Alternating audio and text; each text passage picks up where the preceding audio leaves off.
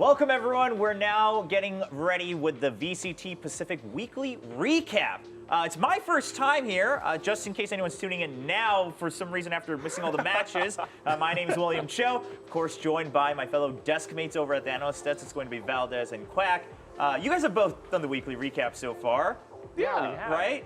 Yeah. Okay, so it's easy. if I make any mistakes, just guide me through this, all right? You're fine. You're fine. Yeah, you're doing great. Okay, thank you. Good That's job, the buddy. encouragement I needed. Good start. We'll give you a cookie afterwards. Okay, well, that's all I need. All right, now I feel good. All right, well, let's get into it. Of course, we already had Week 5 just finished. We still have 5 matches. We're still in that round robin stage here at VCT Pacific. So let's take a look at the results so far after 5 weeks of matches here between the 10 teams of VCT Pacific.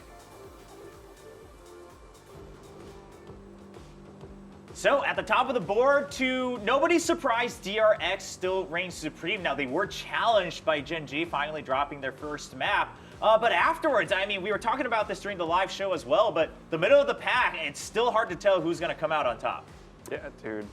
I'm just doing all the math in my head again. Valdez, please take it. I'm like, well, I mean, the biggest thing definitely you have to look towards the middle, where we do have the 4 teams rather tied at 3 and 2. Paper X are on top because of their round differential. They have won more cleanly than the other teams. They also have an extra map compared to the rest of them. So definitely look towards those tiebreakers, especially as we do get closer to playoffs, because they will have a big part in determining who will make playoffs, who will get a chance to make it to Masters Tokyo, and just your seed as well in playoffs. Like every single one matters. You don't want to face off against, you know, one of the strongest teams in the league right at the start. So everybody's gunning for that top spot. I have a feeling that everyone in the middle next week will kind of break across their current tiebreakers, and they'll go into their own respective little spots. And of course, though, I mean, that's the thing that we see towards the bottom of the standings right now. Talon, they got their first win. We're super happy about that. How far down are we going here? Because there are multiple things to talk about. Yeah, I'm getting there. Okay, because we're like we were talking about on the desk today. You know, players are people. We want to respect and love all of them and support all of them. And we really love the fact that Talon got their first win. But that said, they are still 9th place, and they left DFM in the lurch. DFM is now. Yeah, they still haven't found that first win, right? And we were talking about kind of the potential chances. I mean, Global Esports and Talon with that one win on the board, the hope is still there to be able to try to secure a somewhat guaranteed spot if they're able to win the rest of all of their matches by avoiding any sort of tiebreaker. But again, it remains to be seen. And Valdez, you mentioned it, of course, in terms of if there is a tie, how does that work out? We kind of have a series of rules, but right now, because it's a 4-way tie, the head-to-head doesn't even things out. So we go to map differential, then round differential, which is why you see it ranked that way. But again, I mean, still, many more matches left. 4 matches left for every single team. So plenty of changes could still happen here on the board. Yeah, I mean, you even look at RRQ kind of like awkwardly in between the 4 tied teams and the rest of the story. So you don't really know, like, if they get a couple of wins, they could be up there with the rest of the tied teams, or, will Global Esports or Talent Esports be able to catch up to them? Obviously still waiting for DFM's first win. Gen G looking like a pretty solid number 2 at this point in time. That does remain to be seen. I mean, their schedule has been, I think, pretty easy overall. Like, it's pretty middling, so they do look very strong, but how strong are they really? I think we're going to find out more in the rest of the season. Yeah, we'll have to wait to see how the rest of the performance pans out. Now, talking about performances, here are the MVPs that were selected for each of the 5 matches this week. We started with Something with another great performance as he continues to stack more experience here in Pacific. Then we go down the road. I mean, Buzz, let's skip over that guy. We've seen him a lot in all sorts of different stages. Yeah, we've had enough of him. Yeah, but then Munchkin as well with some strong performances, bringing T1 another much-needed win. Yes, more interested in the following 3 players, right? Something, Buzz. All right, they've had their moment in the spotlight. Let's talk about Munchkin, because this guy was a big MVP. He was the IGL, and he's also the one kind of leading his team to a lot of these victories, honestly. Dubstep, I think he had a pretty damn good performance just up against DFM, because how many aces did we see from this guy into this week?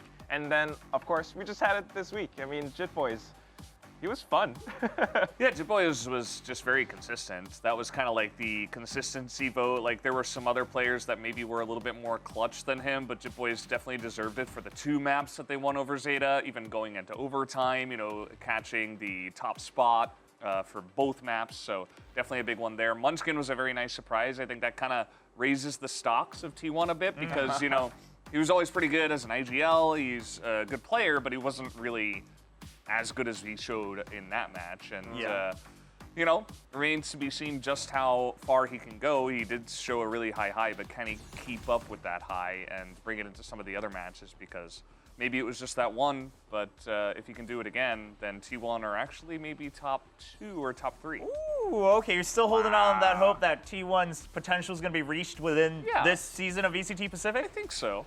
Oh, okay. He's got a point. He's got a point. Yeah, do you agree with that? I think so, because, I mean, you can't think about Valorant as like the, you know, this whole like power ranking kind of thing. That's just easier for us to analyze and predict things. We can sometimes. only say this week because we're not doing the tier list. I know, right? We do that every 2 weeks. So. Yeah, as long as we're not doing tier list today, okay. Because they did fall to Gen G, but that said, you know, they're gonna have different experiences, and just because they fell to Gen G doesn't mean that they are, you know, worse than Gen G. They could be better than some other teams. They could beat, I don't know, like Team Secret next week. Who knows? We're going to have to just wait and see. But this performance this week was pretty fun to watch. Yeah, well, we'll see if T1, they can continue to grow that. Now, I said it on the live show as well. I had a chance to talk to T1 Zeta. He goes in and tells me, you guys can really trust us and kind of predict us to win from here on out. So this is all on his word now if they can keep this up. But we'll wait to see until we get to the upcoming matches in the next weeks. Now, you mentioned it earlier, Quack. We had some aces again this week. We had some fun plays. And I know the entire crew throughout Week 5 selected a couple of our favorite top plays of Week 5. So let's take a look at our first one. This is a bit of a regular occurrence, a regular visit here from one of our players over on Global Esports. And it's going to be none other than Monyet. It wasn't a Monday, but he still came up with some crazy performances because he is that controller. He knows how to play around his smokes, and he was supported by Bazzi in that instance. You know, I think it was Davai was actually in the corner, but Davai was concussed because of Bazzi's Trailblazer, and it enabled Monyet to kind of maneuver around Pillar for the rest of the round just to finish it off. Yeah, I mean, you hear the nod again coming up. I mean, how many times is this from Monyet? Dude is a monster when it comes to split B. I mean, he, not only there, he's just like putting up some insane numbers this season. Remember, he was the first one, I think, to hit 40K. Or was it 30K? 39 kills. Oh, 39, kills. basically 40, so close. I mean, one off. And yeah, there were a lot of overtimes, but like whatever. He's pretty consistent, even though they did lose that one, of course. It doesn't really matter because the guy is consistently showing that he is a top performer. So as long as Global Esports have him, I mean, anything is possible, right? So very much looking forward to the rest of the season with him. Yeah, the growth of not just Monyet, but of course Global Esports, something to look forward to. Now our next highlight, I think this one, if you've been playing Valorant since the beginning, you're going to love watching this one because I mean, he's always been the one to go to watch for these Jet highlights. Is he the OG Korean Jet? OG. He is, right? I mean, it's all of these clips that we keep seeing on social media, whether it's like TikTok or Twitter, YouTube short, whatchamacallit these days, the young kids, I can't keep up with them no more. Short form content, that's young the profession. whippersnappers. But yeah, it's these crazy, like, how do you do that? For me, it was actually the shorty kill that was most impressive. Funnily enough to say, because the shorty is like, okay, it's like a very short-range shotgun. You just click a button if you're close enough and you get the kill, right? But the op shots were pretty like standard. They were really good. Don't get me wrong. They were very clean. Yes. It was very clean. It was very like his positioning was perfect. The way he dashed out was very perfect. But like when he's like jumping in between two people, he flicks shorties and then dashes again with the redash. Like that was where I was like, okay, this is gonna be a highlight already. And then he gets the ace. And it's crazy because that was number 2. No spoilers, but there was a play somehow that was better than that one. Yeah, I mean, we had quite a few good ones. Now, this last one is not an ace, but I think it tops the charts here this week at Pacific simply because of the decision that comes with this, and also just everything lines up, right? The stars align for none other than Mako. And I know we talk about Mako a lot, but this was a crazy play. It's so insane how you have the mentality to even think of something like this. It's outrageous, honestly, because He allows his team to kind of just, hold the side on his own. He actually uses the From the Shadows, the ultimate, to get to the top of heaven. Nobody knew this. Nobody heard this. And from all this time, it almost looked impossible for DRX until Mako does this. He drops down, gets the spray transfer. And you see how instant and sequential that was? You realize how much you have to practice spray transferring, how much you have to master recoil control in order to get such a crazy spray transfer. Yeah, I mean, because like the distance, it's more than 2 targets, it's 3 targets, and the fact that he's able to stop for each one and make sure he cleans up each kill it's incredible. It goes to show, again, I know we echo this every week on all parts of the broadcast, but it goes to show why Mako gets so much praise. He's the king of Pacific, honestly. I can't say anything else. He has the title right now for sure, and he has for a little bit. I think that even differing elevations, right? Like he's kind of got that slope as you go into long as well, and just the whole play, like you were saying, Quack, where it's like just the thought to even think of something like this is pretty insane. So. From just the setup into the mechanics, he's kind of got it all, and he gets yet another top 1 highlight of the week. And I'm pretty sure there's going to be more to come. Yeah, I think there's going to be more to come. I mean, he's always been part of the highlight packages, even since Challengers Korea. So it's no surprise that he's able to continue to put these numbers up. But it's better to just let it play out, right? And there's no other way to explain what happens. This is just the territory of what it takes to be one of, if not one of the top players of the entire world. And of course, it's a pleasure for us to get to see him here in VCT Pacific every week as DRX continues their matches. Now, that's it for our top plays of this week here at Week 5 of VCT Pacific. And we don't have any guests this week, but that means we get to have a little bit of our own fun. And I love that I get to host today on Weekly Recap, and I don't have to go through because we have a little VCT Pacific quiz show. Now, what's a little different than what we usually do on the analyst test, because this is actually, I see the questions right now, and we've got some nice trivia just about VCT Pacific overall, some fun facts. What do you mean? All right. Well, the first question will let you know what we mean. What did he mean by this? We'll go through this. No, I think it's going to be fun. Some of these you might know. Even if you don't, I think it will be nice to find out for the viewers as well. Teasing us about this all day, Velda. Yeah. You guys will see it. It's going to be multiple choice. Everyone who's watching, try to follow along and see if you can get the right answer. Let's start with question 1. Let's bring it up on screen. All right, this player's IGN is the name of his dog. Who is it? Talon Fox, Global Esports, Aaron, Zeta, Laz, TS, Jeremy, DRX, Can't be Jeremy. Buzz. I don't think it's Jeremy. Let's go. Yeah. Okay. Let's All right. Process of probably elimination. Jeremy. All right. eliminate. Yeah. I'm gonna say not Aaron or Fox either. Okay, so between I Laz feel and like Buzz. Fox could Fox be, though. could be it, but I think the spelling is kind of like, I don't know, Okay, kind of throws me off. So I think it's either Laz or Buzz. I'm gonna guess Buzz, personally. Ooh, okay. Quack, what about you? All right. I guess I'll go with. I don't want to say Laz because Laz sounds like that's like a name. A pet name? Not really. Oh, it just sounds like a name? I mean, just think Buzz about is it. just a word. Lazarus, Sound it maybe, off, right? you Sound know? it off. Like you come home, you call out your pet, your dog, and hey Laz. I'm gonna go with Fox. Okay, that's a curveball. All right, well, let's find out. Which player named himself after his dog? Show us the answer. What? And it's See, Laz. I teed you up for it. I'm like, it's probably Buzz. I know, right? I'll take Buzz. What? How do you? It's Fox.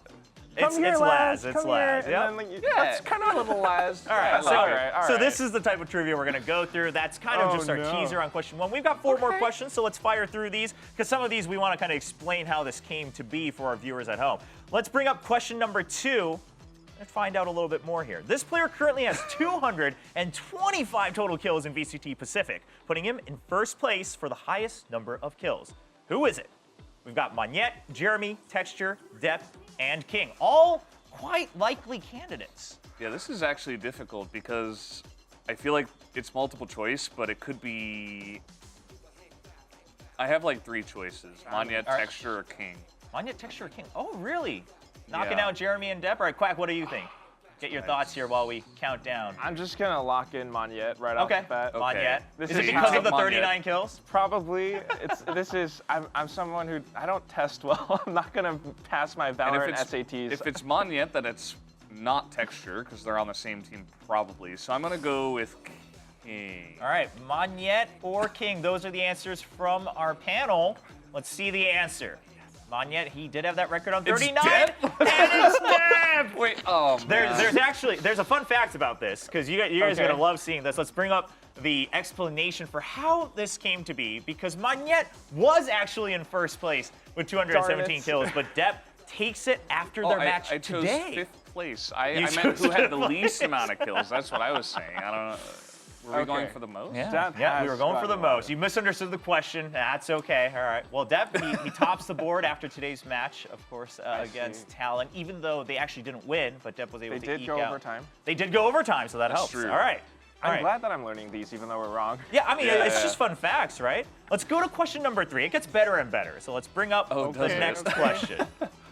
The guns that are most used in VCT Pacific is the Vandal. Then what is the fourth most frequently used gun? The 4th most Classic, frequently used? Sheriff, Spectre, Frenzy, or Ghost? I'd like to phone a lifeline. You'd like to phone a lifeline? To who? Who do you think is actually going to know this answer? William, maybe. I do know the answer, actually. William. I'll tell you this. Funnily enough, clearly, if the shorty's not in here, it's probably in top 2 or 3, so that's the other fun part. But I'm going to say it's not the Classic and it's not the Spectre. You think? Yeah. Okay. But it's the 4th most frequently used. Wait, just take a guess. I'm going to say the Frenzy. Well, okay. Because that's become more popular recently, even over the Ghost. True. I'm I gonna see go a lot Sheriff. of frenzies. I think Sheriff is a good guess as 'cause well. But we've it's seen a lot 4th of- most. Like, how are we supposed to That's guess? true. Sheriff? Yeah. Sheriff for final pick? Sheriff might be a little bit too high, but I'm just gonna go And there I'm anyway. Frenzy, so. Oh, you're Frenzy. All right. Yeah, Frenzy or Sheriff? Show us the answer.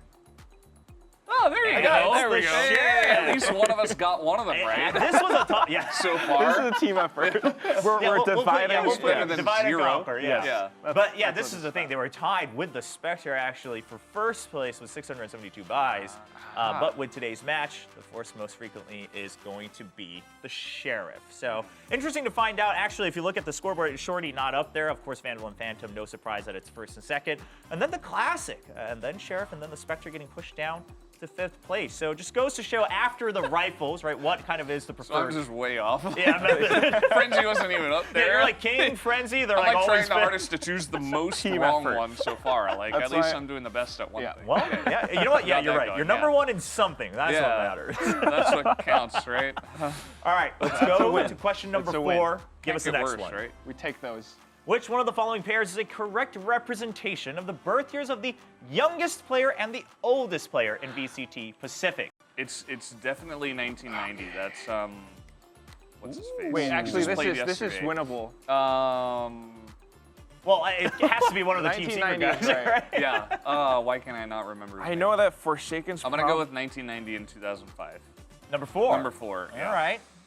That's my guess. So let's assume Brendan's correct. Then it's between 1 and 4. Quack, do you So- agree with that? Yeah, I think so. I'm gonna have to go. I With look at the 1. birth dates a lot, actually. I'll just spread it across. One thing I'm unsure about is if there's actually someone 1988. I don't think so. You're number 4. I'm 1. 1 and oh, you guys are just split. from All Team right, Secret. All right. 4 and 1. Let's find It's a out team the effort. answer. We got this. We got this. Yeah. Hey, there we go. And it's 1990 and 2005. It pays to look at the From birth Team dates. Secret, who is that? And Jesse Vash. There you go. Jesse I kept Vash. thinking Saya Play because they had like the Jet longer Boy. names. And then it's going to be Jit Boys, actually. Just got the MVP today for Talon's first win. 15-year Born age in gap. 2005. God, we're old. Yeah, the fact that I can very clearly remember what I was doing in 2005 shows that I'm Entered way high older. school. I was in school. Yeah, than Jit Boys is. Well, there you go. It's a Okay. 15-year age gap, so we actually have quite a bit of depth here in VCT Pacific among our players. Well, this is my favorite question, our last question. The finale of the weekly excited recap. now. Let's bring up question number 5. Pat of Talon Esports has played the most agents at 8 different agents in VCT Pacific so far. Which of the following colors does not exist in any of those 8 agent illustrations? This is one of those questions where you listen to the first not part and the yellow. second part has nothing to do with it. It's not yellow. I'm going into my. You gotta go through like every Sherlock. every agent that Mind he's played. Palace. Is pink? He has So it- he's played Astra, right? He has played Astra. So it's not yellow or purple. Is pink in the portrait though? I don't think so. We're picking what does not exist, by the way. Yeah. Just a reminder. All right. I Time's feel like ticking. it might be 3. 3, blue. Blue. There's a lot of There's blue. a lot of blue. There's a lot of blue. I know he like blue hasn't is done definitely Reina not or 10 anything. seconds. It's red or pink. I'm cutting you guys. It's red or I'm cutting pink. you guys short. 10, 9, I'm gonna go with 7, All right, you pick. 6, I'm gonna 5, go 4. with red. Red. Okay. What about you, Yeah. Quack? Do you trust in Valdez to bring you guys home? Yeah, I'll trust him. I'm Okay. gonna go with Red. We're together. Oh, you're gonna go with pink. Oh. just to spread across. Oh, 'cause just he to said- spread. He said Yeah, red. yeah, He you said gotta maybe cover Chris all is- bases. This is team Okay. effort. All right. I'm a Which team player. color does not exist in any of the illustrations of the agents Pat has played so far, Pacific? The answer is. It's I red. actually can't believe you got this right because I was looking at it and I was like, no, red's totally in. But No, let's take a look no. at who he's played. Harbor, Sage, Gecko, Breach, Astra, Killjoy, KO, and Raze. So I What knew threw he me off played was Harbor. I would have thought red is in Razes, but it's I actually just all kinda- orange. There's no Yeah. red there. That's true. I knew yellow was Gecko, and I knew Astra had purple.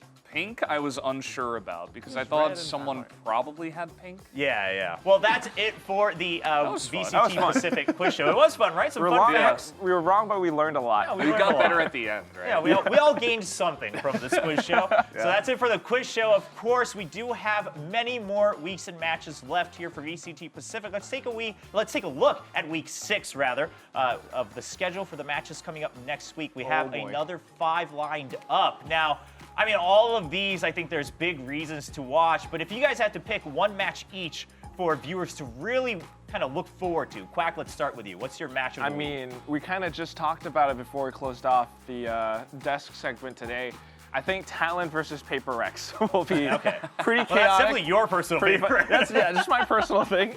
But you know, if we're gonna go a little bit more objective, I think I feel like maybe Global Gen G. Okay. You know, with SK Rossi Lightning Fast in, of course, I think Gen G, we know how strong they are. They're the first team to take a map off DRX. But at the same time, we know that they are not infallible. And Global has been showing a lot of growth and a lot more depth in their strategies and map picks at times, so it's going to be interesting.